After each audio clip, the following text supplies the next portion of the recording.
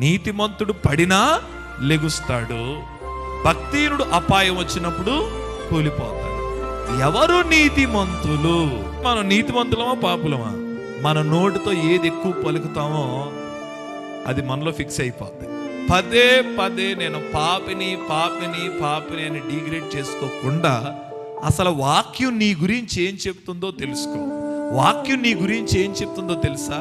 నువ్వు యేసయ్యను మనస్ఫూర్తిగా విశ్వసిస్తే నీ క్రియల వలన కాక ఆయన కృప వలన మనం అందరం ఎలా తీర్చబడ్డామంట? నీతిమంతులుగా తీర్చబడ్డా. నీతిమంతుడు పడతాడు, లోకంలో పడినట్టే వీళ్ళు కూడా పడతారు. లోకంలో పడిన దానికంటే ఒకసారి ఎక్కువ కూడా పడిపోతారు. అయినా నువ్వు తిరిగి లెగుస్తావు.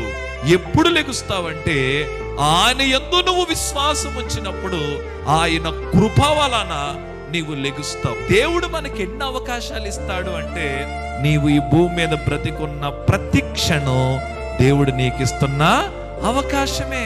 ఒక రూట్లో వెళ్తాను అనుకోండి, గోతులో పడిపోయింది అనుకో బండి, రెండోసారి వెళ్ళో పట్టావు, మూడోసారి వెళ్ళావు, నాలుగోసారి నీకు ఇష్టం ఉండదు, స్లో బ్రేక్ కొడతావు, అవసరమైతే ఇలా తిప్పిలా వెళ్తావు, కానీ నీకే పట్టని ఇష్టం ఉండదు.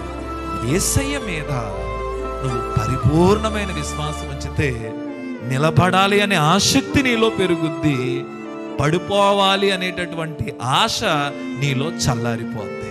కొన్నిసార్లు చూడండి, మనకు ఆశ ఉండదు, నిలబడాలని ఆశ ఉండదు, అందుకనే మనం పడిపోతూ ఉంటాం. మనమే డిగ్రేడ్ చేసుకుంటే పడిపోతున్నాను అనే దానికంటే అసలు నేను నిలబడతాను కదా, దేవుడు నన్ను నిలబెట్టానని బైబిల్లో చెప్పాడే, కృప ద్వారా నేను నీతిమంతుడు అంట కదా, అంటే నేను పడినా నేను మరలా తిరిగి లెగుస్తాను కదా అనే ఆశ మనలో ఉన్నప్పుడు మనము దేనినైనా జయించగలము.